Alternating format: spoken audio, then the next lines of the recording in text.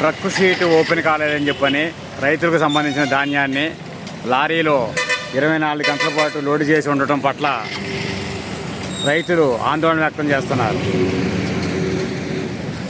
సంబంధించిన డిపార్ట్మెంట్కి చెందిన ఉద్యోగులు ఈ విషయంపై సత్వర నిర్ణయం తీసుకోకపోవటం, దీంతోపాటు లారీకి సంబంధించిన డ్రైవర్ మాకు అదనంగా సొమ్ము చెల్లించాలని డిమాండ్ చేయటం, ఇదంతా చూస్తుంటే రైతన్నకు మనశ్శాంతి లేని పరిస్థితి ఏర్పడింది అన్నట్లు తెలుస్తోంది. ఇది రైతు పరిస్థితి, ఇది ధాన్యం కొనుగోలులో జరుగుతున్న ఇబ్బందులు. అదేవిధంగా బస్తాకు 5 కిలోలు తగ్గింపు మిల్ యజమానులు చేస్తామని రైతులు చెబుతున్నట్లు తెలుస్తోంది.